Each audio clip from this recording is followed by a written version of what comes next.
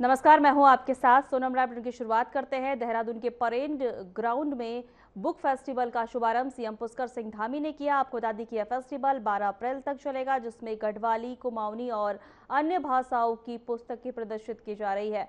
महोत्सव में देश भर के प्रसिद्ध लेखक, फिल्मकार और विचारक पैनल चर्चाओं और इंटरएक्टिव सत्रों के जरिए पाठकों से संवाद करेंगे। वहीं बच्चों के लिए रोजाना स्टोरी टेलिंग, रचनात्मक कार्यशालाएं और क्विज जैसी गतिविधियां आयोजित की जा रही है। इस आयोजन का उद्देश्य ज्ञान और मनोरंजन का संगम प्रस्तुत करना है और युवा पीढ़ी को पुस्तकों और साहित्य से जोड़ना है।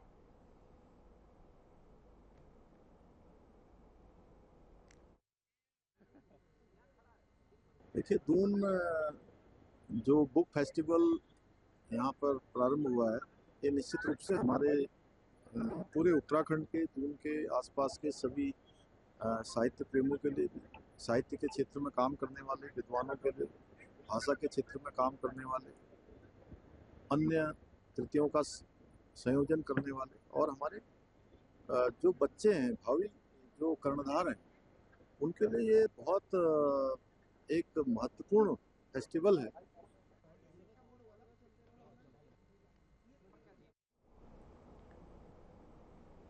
राजधानी देहरादून के परेड ग्राउंड में दून बुक फेस्टिवल 2026 का भव्य आयोजन हुआ है, जिसका उद्घाटन सीएम पुष्कर सिंह धामी ने किया। कार्यक्रम में आयुर्वेद केंद्र पतंजलि योगपीठ के अध्यक्ष आचार्य बालकृष्ण, क्षेत्रीय विधायक खजान दास और महापौर सौरभ थपिलियाल और कई प्रसिद्ध लेखक उपस्थित रहे। इस मौके पर आचार्य बालकृष्ण ने कहा कि यह पुस्तक मेला ज्ञान, संस्कृति और सनातन परंपराओं का संगम है, जो युवाओं को पुस्तकों की ओर आकर्षित करता है। उन्होंने बताया कि पतंजलि संस्थान नए ग्रोथों, शोध और आधारित सामग्री और भारतीय संस्कृति, योग और आयुर्वेद को राष्ट्रीय और अंतर्राष्ट्रीय स्तर पर प्रसारित करने में सक्रिय है।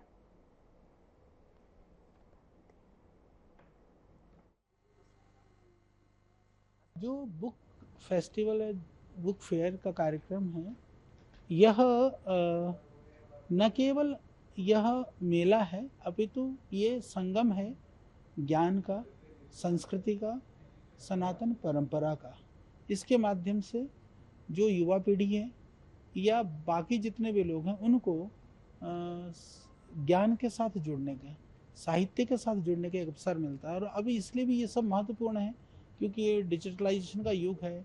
कहीं ना कहीं सोशल मीडिया, डिजिटल मीडिया, इस तरह के जो तत्व हैं अनप्रोडक्टिव, कहीं ना कहीं इस तरह के कामों में हमारी युवा पीढ़ी का बहुत समय बर्बाद हो रहा है।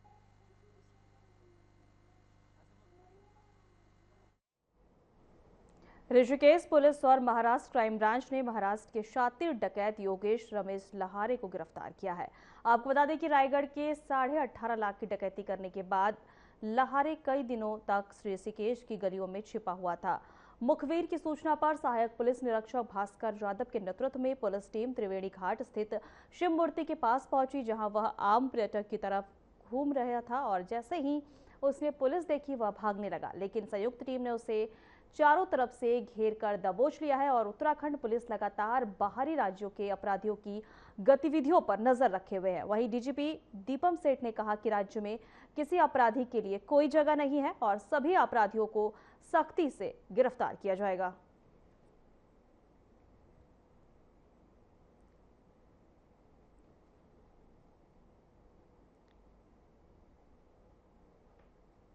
हल्द्वानी में स्थानीय प्रशासन और शिक्षा विभाग में निजी विद्यालयों की मनमानी पर नकेल कसने के लिए कई एसओपी तो जारी की है, लेकिन उसके बावजूद भी निजी विद्यालय एनसीईआरटी के अलावा महंगी किताबें लगा रहे हैं। और हालांकि सिटी मजिस्ट्रेट एपी वाजपेयी का कहना है कि प्रशासन शिक्षा विभाग के साथ मिलकर संयुक्त कार्रवाई करने के लिए तैयार है।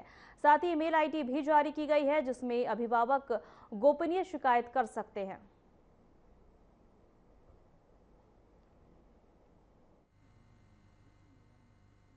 ये इस बार डिटेल में एक एसओपी जनवरी माह में ही निर्गत की गई थी। उसके बाद जितने भी निजी विद्यालय हैं, सीबीएसई बोर्ड के अन्य हैं, उनके साथ प्रबंधन के साथ एक बैठक भी आयोजित की गई थी और उनको सेंसिटाइज किया गया है डूज और डोंट्स के बारे में। और चूंकि सत्र अभी शुरू हुआ, इसके अलावा जो पुस्तकें हैं या उनका गणवेश है, उसके लिए भी 20 अप्रैल तक की समय सीमा अभी निर्धारित की गई है कि यदि कोई छात्र छात्रा इसको अभी नहीं बना पाया होगा तो उसको किसी तरह से प्रेशराइज न किया जाए।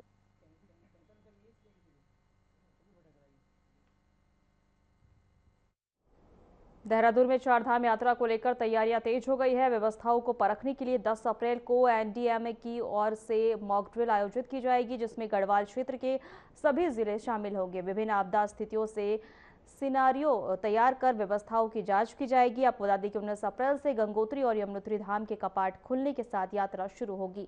भूसंकलन, ट्रैफिक जाम और अन्य आपदाओं से निपटने के लिए प्रशासन पहले से तैयारियों में जुटा है, ताकि यात्रा को सुरक्षित और सुगम बनाया जा सके।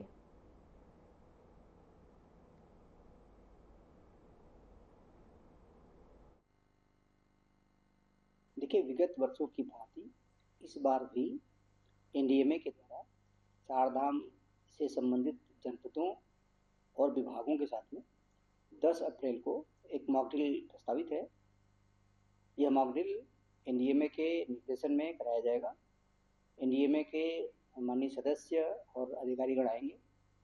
यूएसडीएमए का पूरा सहयोग रहेगा, जनपद और विभागों का पूरा सहयोग रहेगा।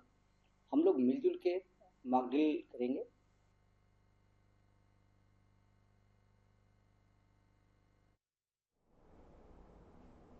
चारधाम यात्रा को लेकर गढ़वाल मंडल विकास निगम अपनी आय बढ़ाने की दिशा में काम कर रहा है, जिस पर जीएमवीएन के एमडी प्रतीक जैन ने बताया कि अब तक करीब 5 करोड़ 50 लाख रुपए की एडवांस बुकिंग हो चुकी है, जो पिछले साल की कुल आय का लगभग 10% है।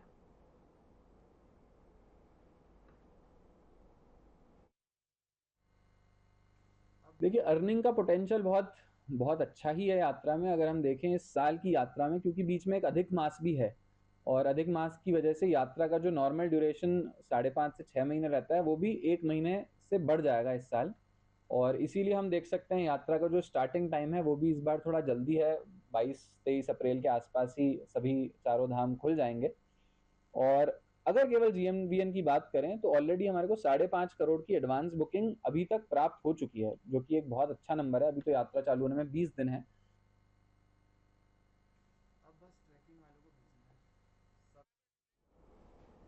पौड़ी जिले के चौबटाला खाल विधानसभा क्षेत्र के पोखड़ा ब्लॉक में तेंदुए के हमले में 4 साल की मासूम की मौत से इलाके में दहशत फैल गई। ग्राम भतकोट में हुई इस घटना के बाद ग्रामीणों में आक्रोश है। वहीं लोगों का कहना है कि पिछले 1 साल में कई बार तेंदुए के हमले हो चुके हैं, लेकिन वन विभाग ने कोई ठोस कदम नहीं उठाया है। ग्रामीणों ने गश्त बढ़ाने और सुरक्षा इंतजाम करने की मांग की है। घटना के बाद प्रशासन की कार्यशैली पर सवाल उठ रहे हैं और लोग अस्थायी समाधान की मांग कर रहे हैं।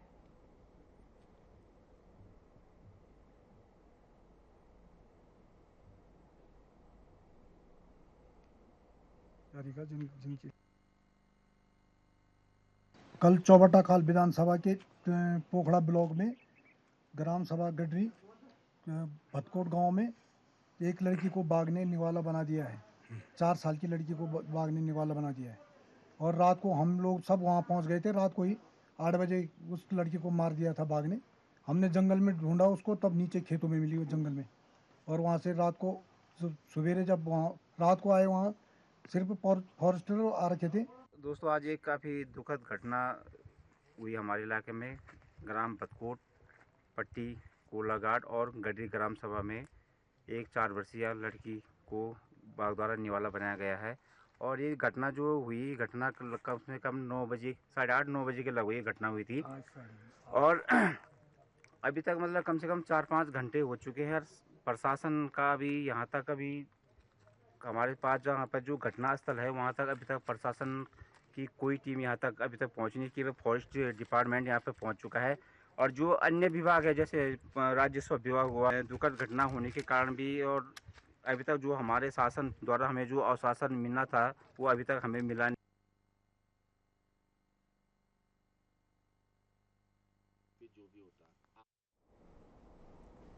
बीजेपी 6 अप्रैल को अपना 46वां स्थापना दिवस मनाने जा रही है, जिसे इस बार भव्य रूप से आयोजित करने की तैयारी है।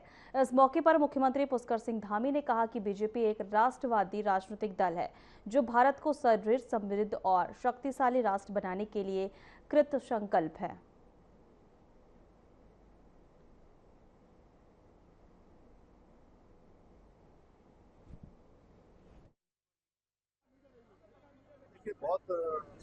बीजेपी का हमारा संगठन गांव-गांव तक पहुंचा है, घर-घर तक पहुंचा है और हर एक जनगण मन उत्तराखंड के हर एक नागरिक के जीवन में सरकार का योगदान, सुविधाएं पहुंचे, शासन पहुंचे। इसके लिए हमारे भारतीय जनता पार्टी का हर एक कार्यकर्ता संकल्पित होकर काम करेगा। 6 अप्रैल हमारे लिए बहुत बड़ा दिन है, एक हमारे लिए महोत्सव की तरह है, उत्सव की तरह है, एक पवित्र दिन है। इस दिन से भारतीय जनता पार्टी प्रारंभ हुई थी और उस स्थापना दिवस को हम पूरे उत्साह के साथ और संकल्प लेंगे कि और अच्छे काम करेंगे।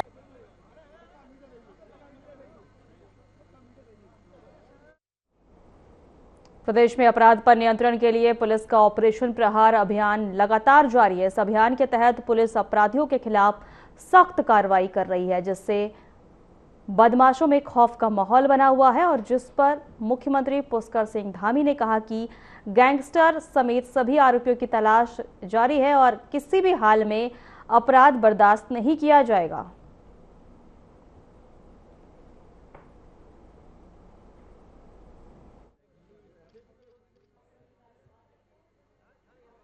नहीं, देखिए, बिल्कुल अपराधियों में पूरी तरह से खौफ का वातावरण बनने लगा है और ऑपरेशन प्रहार के चलते ही कई सारे अपराधी पुलिस के शिकंजे में आए, कानून के शिकंजे में आए। इसके तहत एक अभियान, सघन अभियान चलाया जा रहा है। जो भी अपराधी हैं, गैंगस्टर हैं, अन्य जिनके ऊपर आपराधिक धाराएं लगी हुई हैं, उन सब की खोजबीन की जा रही है। बड़ी संख्या में जो यहाँ पर देश दुनिया के छात्र पढ़ते हैं, उनकी सुरक्षा भी हमारे लिए सर्वोच्च प्राथमिकता है।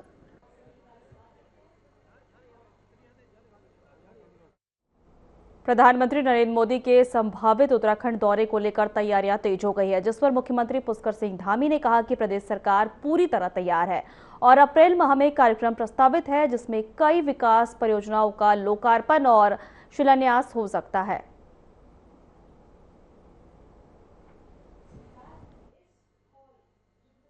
देखिए, अभी आदरणीय प्रधानमंत्री जी का 14 अप्रैल को इसी माह देहरादून का जो हमारा दिल्ली एक्सप्रेस वे है, दिल्ली देहरादून, वो जनता को समर्पित करने का कार्यक्रम प्रस्तावित है और हम सब लोगों में बड़ी एक तरह से मैं कहूँ उत्साह है लोगों में। बड़ा तीव्र गति से सब लोग, उत्तराखंड के भी और देश के भी लोग चाहते हैं कि प्रधानमंत्री जी आएंगे तो अन्य चीजें भी यहाँ पर हों, अन्य विकास योजनाओं को भी जनता को समर्पित करेंगे।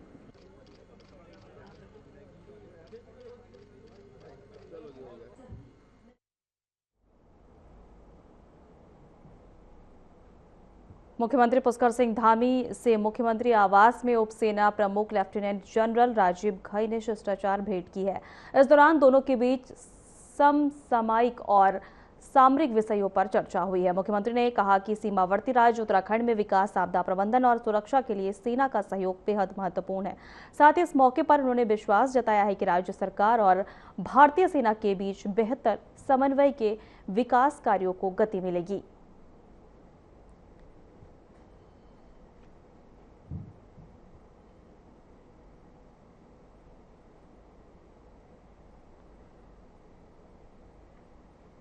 उत्तर प्रदेश के उप मुख्यमंत्री ब्रिजेश पाठक तीर्थ नगरी ऋषिकेश पहुंचे, जहां उन्होंने मायाकुंड स्थित एक आश्रम में भगवान श्री राम और हनुमान जी की विधिवत पूजा अर्चना की। इस दौरान आश्रम के संतों और महंत ने उनका भव्य स्वागत किया और उन्होंने देश की खुशहाली और उन्नति की कामना की।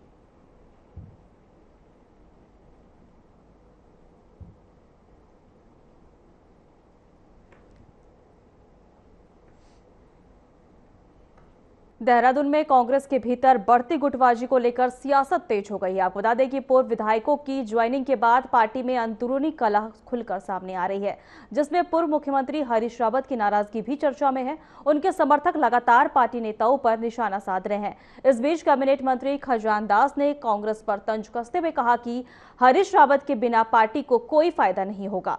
बीजेपी में कांग्रेस की स्थिति को लेकर कई बड़े सवाल खड़े किए हैं।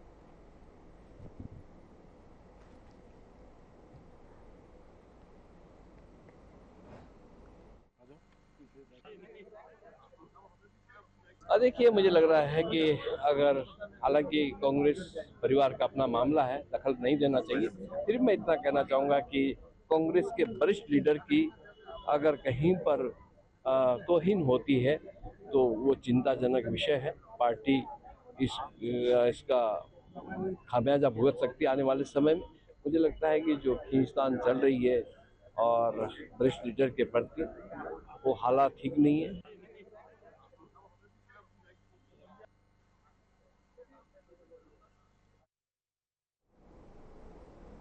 देहरादून में अल्पसंख्यक कल्याण योजनाओं को लेकर सरकार सक्रिय नजर आ रही है।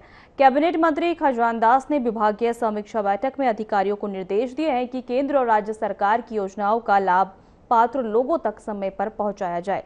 उन्होंने कहा है कि योजनाओं को जमीनी स्तर पर प्रभावी ढंग से लागू करने के लिए टीम भावना से काम करना जरूरी है। वहीं मंत्री ने भरोसा दिलाया है कि आने वाले समय में अल्पसंख्यक वर्ग के उत्थान के लिए और बेहतर प्रयास किए जाएंगे और ताकि ज्यादा से ज्यादा लोगों को योजनाओं का लाभ मिल सके। देखिए, अल्पसंख्यक विभाग जो मिला है उसमें काफ़ी काम करने की आवश्यकता है, काम हो भी रहे हैं, क्योंकि समाज कल्याण के साथ साथ मुझे ये विभाग भी दिया गया है और इसमें मैंने कल ही समीक्षा की और अधिकारियों से जाना कि क्या क्या हमारी योजनाएं हैं जो अल्पसंख्यकों के लिए हम उसको दे रहे हैं। भारत सरकार की योजना हो चाहे हमारे उत्तराखंड सरकार की योजना हो, इसके लिए इस तरह से जो योजना का लाभ अंतिम छोर के व्यक्ति को मिले जो गरीबी की रेखा से नीचे जीवन यापन कर रहा है।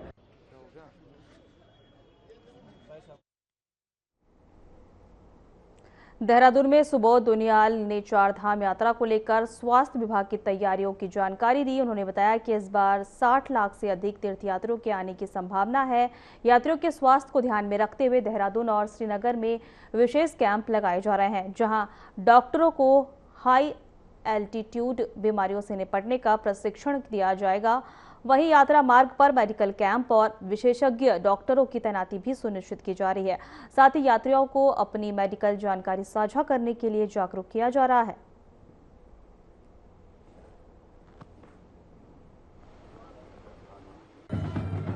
उनकी सुरक्षा की जिम्मेदारी सरकार का धर्म भी और कर्तव्य भी है।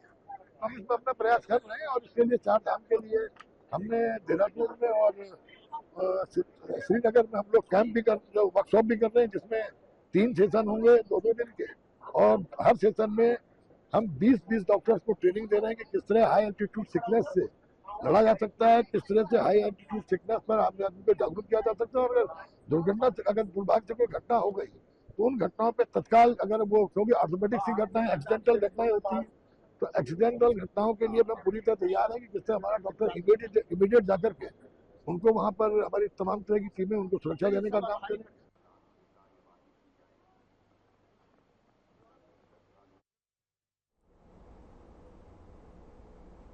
फिलहाल हमारे खास बुलेटिन में इतना ही। नमस्कार।